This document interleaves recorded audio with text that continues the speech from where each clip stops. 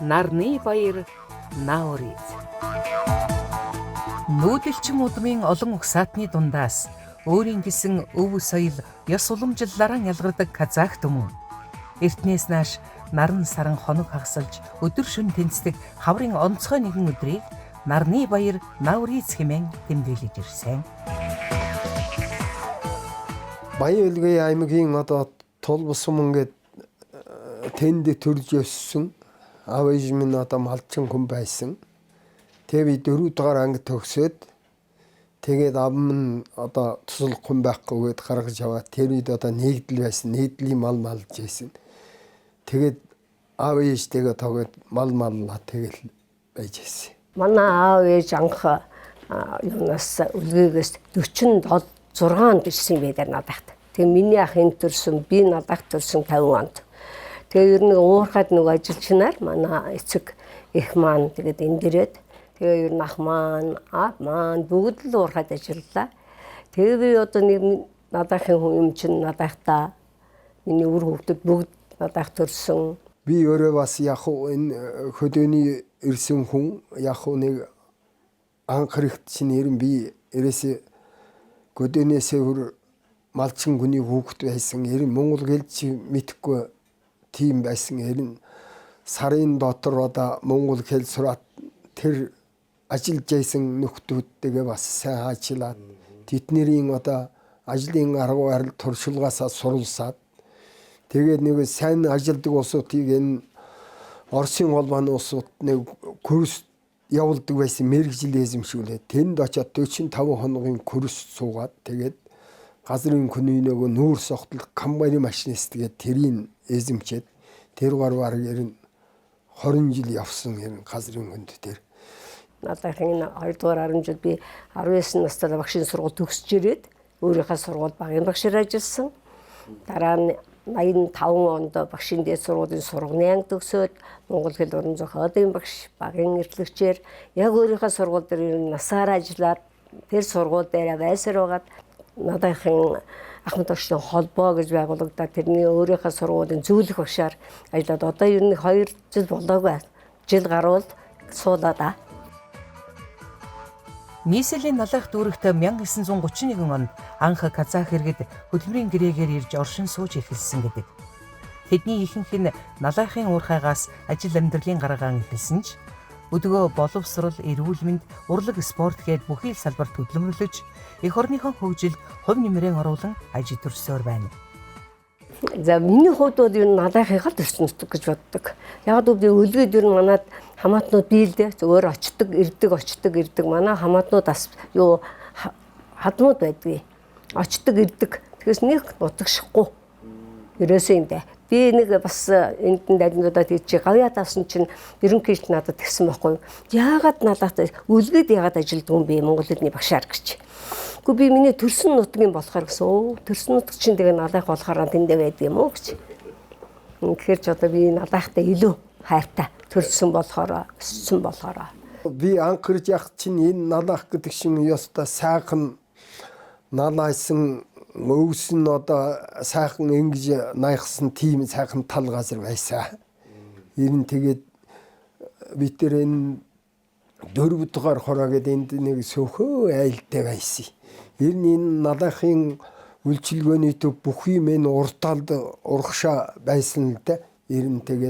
Тэгээ сүүлдээ тэгээд наашаага нүгээд эндээ бүх сургууль, бүх үйлчилгээний төв энд байгуулагдаад тэгээд эндээсрээ тэндээс бас илүү урхай гараад тэгэл ингэж ихсэн л дээ. Ер нь ингэ бодоход штэ. Налахт бол ер нь казах тэр казах улсууд ер нь бол айлууд бол миний гараа дамжаагүй улсууд их цөөхөн. Одоо хөгчүүд алга болж тэгэхээр миний мөн хүүгийн багш гээл өрлөө тэр дэндээс л ташгирдаг бас.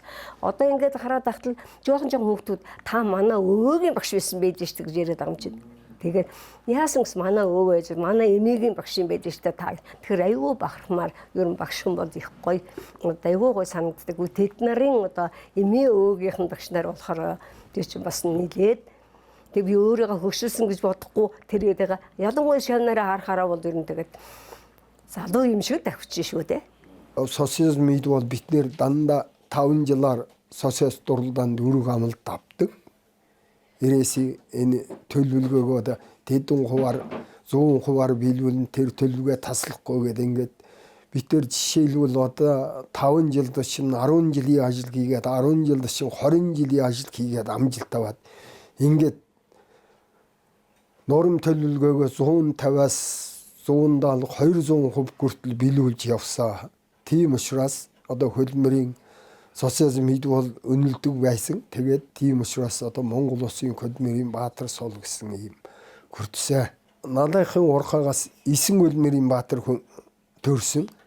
13 гавьяат урхаа шингээд тэрийн 4 хүн казак хүнсний 4 хүн хөдөлмөрийн баатар болсон. Тэгээ 3-4 хүн бас гавьяат урхаа шин сол хүртсэн. Ер нь манайхан одоо бас ажил төрөлд сайн ер нь их сайн ажилладаг. Одоо би жишээлбэл ардын усгалын 70 жилийн хоогоор 91 онд Монгол улсын хөдөлмөрийн баатар болсон. Тэгээд надаас гош ерөн хөдөлмөрийн баатар гараагүй. Яагаад гэвэл нэг уурхай ховдоо шилжээд яваад тийм учраас намайг Отхон Баатар гэдэг. Уг нь энэ налайхад бол анхны ажил үйлдвэрийн хөдөлмөрийн баатар даваажав хүн гарч ирсэн юм байлээ тий. Тэгээд одоо 9 баатрын ийм л түүхтэй юм байгаа налайхч ирээсэ. Майхан уулынхаа дулаан энгэрт нар наадуулан хатан тунмал туул тэрэл жолоон мэрэлзуулан түүх домогт Чингис уул суурах хайрхнаа сүндэрлүүлэн орших налайх дүүрэгтэн төрж өсөж үе удмаараа амьдран жаргаж байгаа казак юм. Өв уламжлал, ёс заншлан хадгалан хойч үедээ өвлүүлэн уламжлуулах хамгийн гол баяр нь яахын аргагүй нарны баяр буюу нааврыз.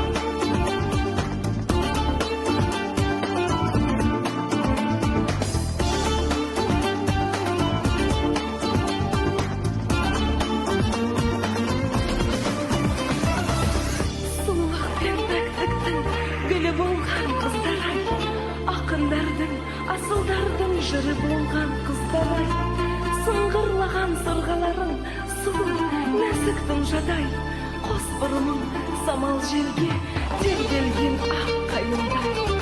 Қазақ қызы, сен даламның көркісің, қырда тұрған қырмызының өзісің.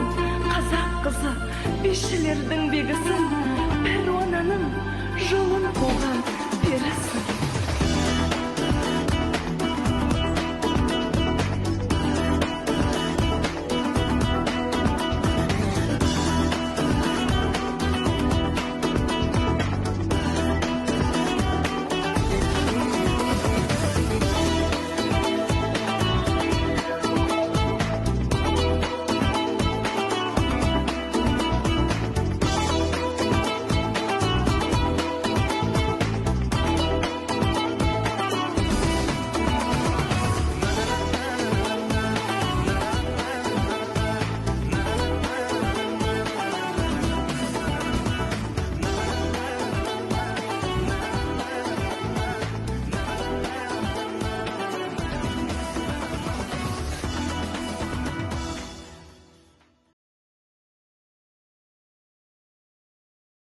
Энэ манай Наврузын баяр бол ер нь одоо их том баяр болсон. Яагаад гэвэл одоо 300 гаруй жилийн өмнө одоо Наврузын баяр гэдэг энэ уламжилт тэмдэглэж ирсэн л дээ манайх.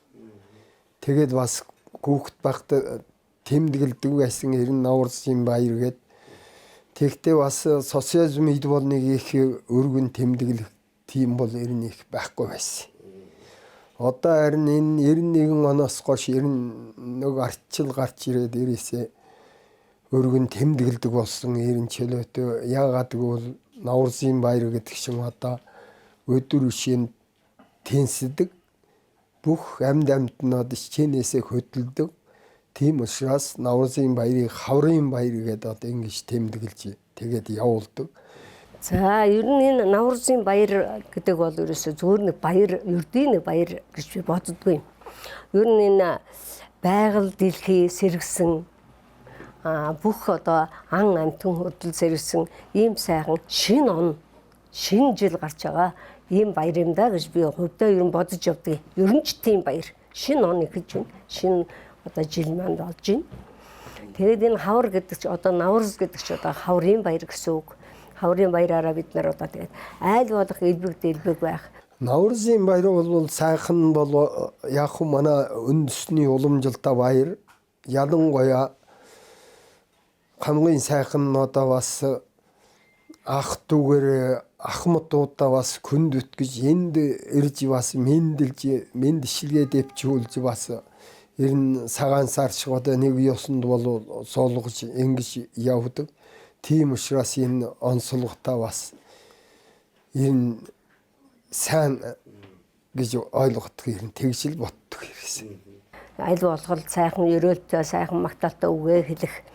Тэгээ нэгэндээ муу санахгүй, муу сансан зүйл байх юм бол би тэгжсэн шүү тэрийг хэлждэг, ярьждаг, гомдлаа дайлждаг юм. Тийм учраас энэ Наврузын баяр маань бас их өгөөжтэй, нэг сайхан сэтгэл тэнүү. Яагаад вэ? Сайхан дулаан уур амьсгал орж ирж байна. Байгаль дэлхий маань сэргэж байна. Ийм учраас шөнө өдөр маань тэнцэж байна. Энэ бүгд бол одоо их сайхан хүний сэтгэлд шингэсэн ийм сайхан баяр болохоор шинэ оны баяр юм да. Наврузын баярыг дэлхийд дахинд ойрогт орнод, Балканы хойг, Төв Аз, Кавказд 300 сая гаруй хүн тэмдэглэн өнгөрүүлдэг байна.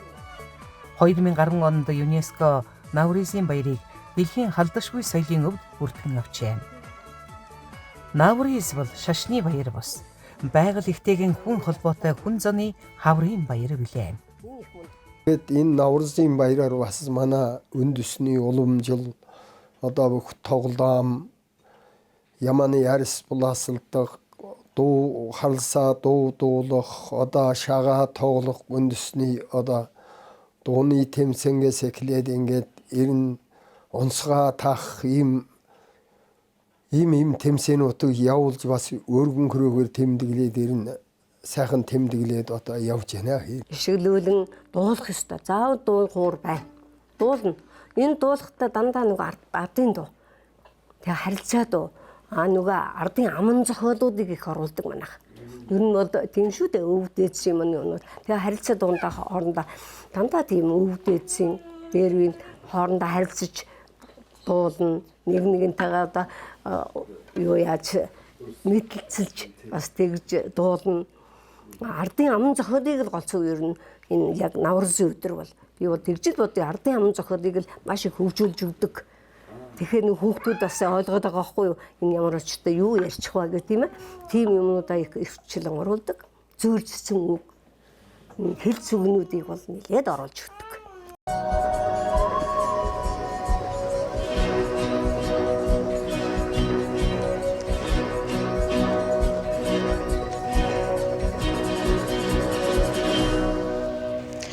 Ассалаумағалейкум ағаларым бүлдірге ақ жібек пен қайырған жағаларым бүлдірге сіздерге арнап ағайын өлең айтсам бүлдірге жаңылдырмас сөзімдей бабаларым бүлдірген өскен бүлдірген, қырда өскен бүлдірген.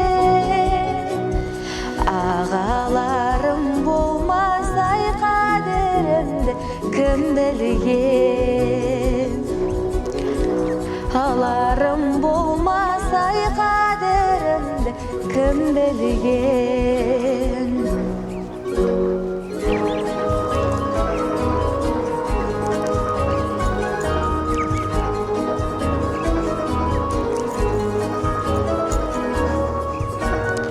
Ауылым Ақерменің жағасында, Алқылдың мен бәшешек ай арасында.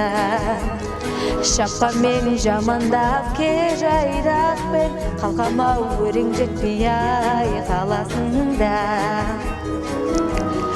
Ағам, гүліміз, гүліміз, жарқырасын нұрымыз. Жарқырап нұрыңыз, қамықпай көліңіз, асылза дерген алтын көйлек киген, меруеттен теген осы отырға қыздар құрметпен бас иген.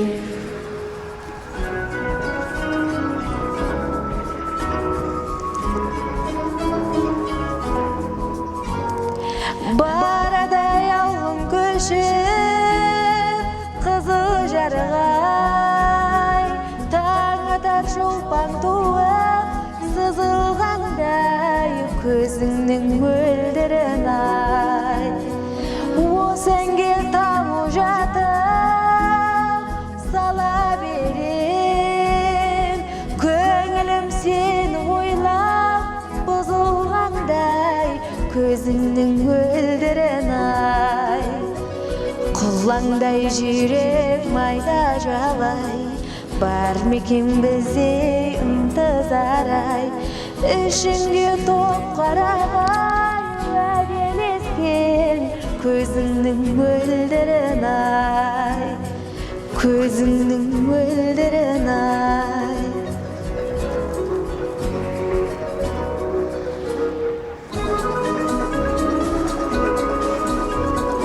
Асау кера жүрмейді жалыққандай ағам, ерген даусы келмейді қалыққандай ағам. Тәнім ай, талма менің жаным ай. Гүлді жанай, күнде қызық тұман ай. Биппала биппалай, тарчы құрбын бір күйдай. Биппалай, тарчы құрбын бір күйдай.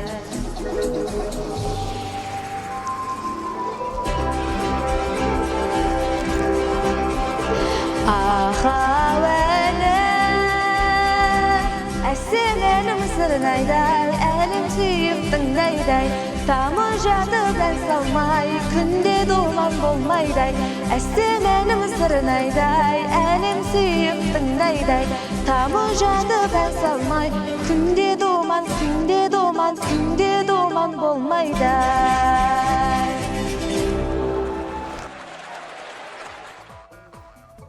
Навризын баярын гол зог көөжөөшөл. Көөжөөшөл нь амьдралыг тэтгэгч уснаас эхлээд мах, давс, өөх, удаа, сүү зэрэг баяр баясгалантай, азтай сэргэлэн, цэцэн цэлмэг, эрүүл энх, элбэг дэлбэг, хурдан шалмгай байж өсөж үржихийн эрүүл билеглийг илтгэдэг 7 орцтой байдаг. Хамгийн гол нандин одоо эдэний нь бол ерөөсөө көөжөө. Тэрийг заавал уух ёстой, тэрийг садлаа уух ёстой. Яагаад гэвэл тэр чинь сайн манайх бол махууд ерөөсөө шинэ мах биш. Өвлийнхаа эдчнээс зориуд авчилдгийг. Бараг боц.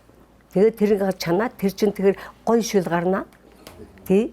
Шинэ махнаас удсноос тэрэнд бол гой шил гарна. Тэгээд тэрэн дээрээ аасайгээд будаага хийгээл, авсаа хийгээл амтлаад. Одоо бараг 90-40 айлд орж одоо тэр көөжөө уух ёст айл болгоноос амсаж тэгэл одоо нэг монголоор ярьдсан бол тэр жилийн одоо хүний хиймэр сэр гэдэг ярин сайхан болдог.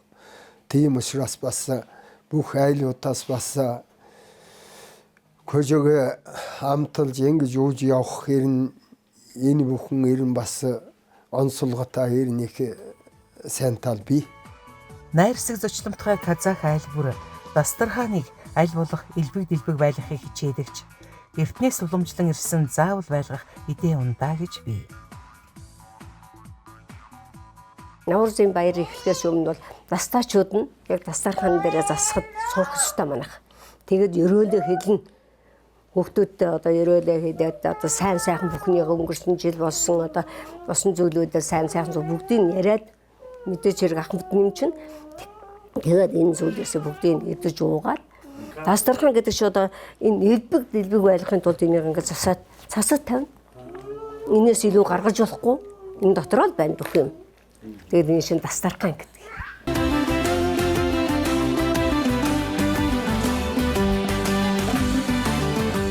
Өв соёлоо дэвлэгч үндэсний олон нийтийн телевизийн үзэгчтэй дастарханд минь тавтаа морилно. Ширээн дээр бол аль болох дэлбэг байлахын тулд л одоо ерөөс аль болох хүний дуртай идэх юм. Ер нь бол энэ будааны төрөл одоо энэ гурилын төрлүүдийн их цастай. Энэ боолол өөрийнхөө гараар хийнэ. Тэ. Тэгээд одоо энийг бүгдээр ингээд тавьчаад заавал идэж уух ёстой. Зүгээр энэс бол заавал идэнэ. Одоо танах нэг 5-ны эдээс амсдаг те. Тэрнтэй адилхан заавал идэж уух ёстой. Жишээл одоо энэ бол нөгөө юутай болсон будаа хийсэн ээзгээтэй заавал энийг бас амсан. Энэ бол заавал байх ёстой. Бас л элбэг дэлбэг байх нэг цагаан эдээ байх ёстой. Энэ маасл байх ёстой. Яг гараараа татсан өөрийнхөө мас дэлгүүрэх биш. Заавал ер нь айл болох юм а өвлийнхаа эдснээс авчилдаг тийм ээ. Тэгээд ингээд тэрийгээ тэгээд одоо өвөл орж ирдэг юм чинь орж ирсэн хүмүүхэндээ амсуулах ёстой, хадгалах ёстой тэрийгээ тэгээд гаргадаг. Эхэн нутгийнхаа уул тал гол горих жигүүртэн шувууд болон түмэн актны төвөргөөнийг ихшээлүүлэн тоглох доон бүр хөгжим дуу хуургүйгээр казах түмнийг төсөөлхийн арга байна. Баяр цэнгэл хагцлаг үнийг хайр сэтгэлгээд хүмүүний амьдралын түмэн өнгийг хэл хязгаар хэл соёл ялгалгүй сонирдуулан дуурсгах энэхүү гайхамшигт төв соёлоо одоо ч үр хойчтон өвлүүлэн түүж хэлсээр байна. Казах айл бүхэнд бол доомбор байх ёстой. Танахны морин хууртай адилхан. Яг л энүүгээр одоо ишгэлүүлэн дуулах ёстой. Заавал дуул хуур байна.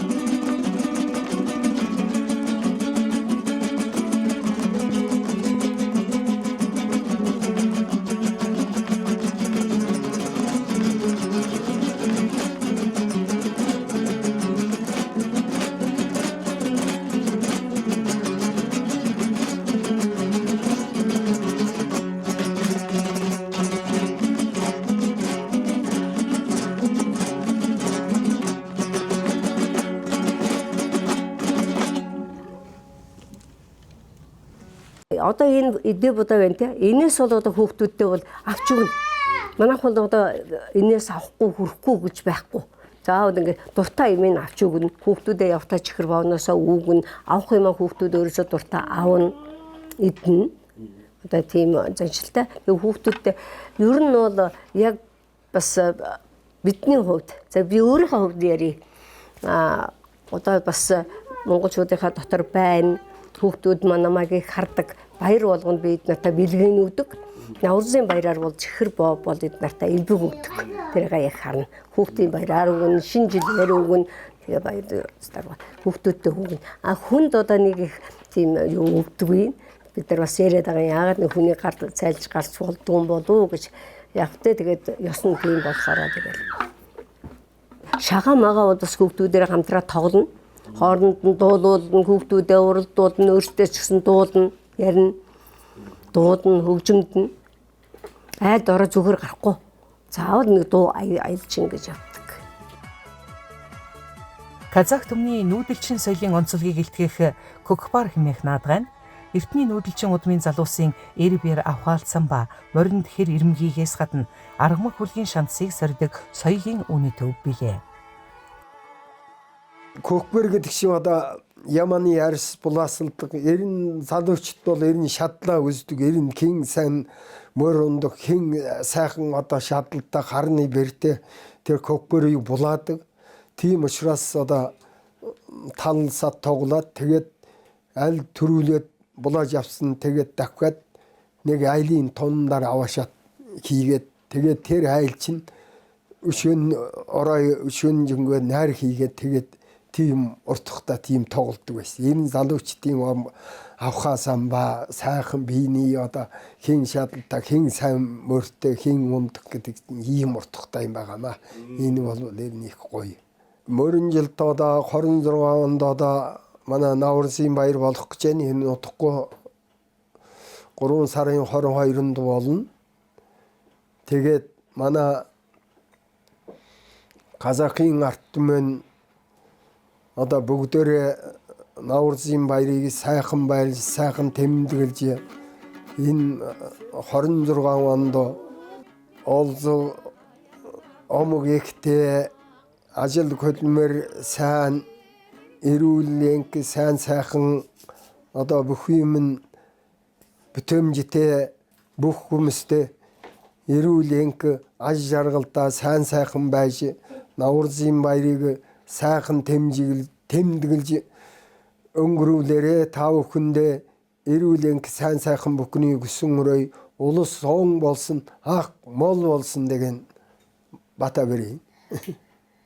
За нийт монголчуудаа дэлхийн өнцөг буланд байгаа Казахын арт түмэнд энэ ирж яваа Наурзын баярын минь түргээд та нарт сайн сайхан бүхний хүсэн өрөө яг энэ көжөө шигэ ариун дүүрэн сэтгэлтэй бүгдээр инх амгалан бүгдээрээ сайхан амьдрахыг хүсэн өрөө бүгдээр дэлхий дахин монголчууд маань амгалан тайван байгаасай эх орон маань төвшин байвал бид төвшин байна сайхан амьдрцгаая бүгдээрэнд нь сайн сайхан бүхнийг хүсэн өрөө ирээдүйн хүүхэд багчууд залуучуудаа сайн сайхныг бүхнийг хүсээд эрүүл инхийг хүсэж өрөөё.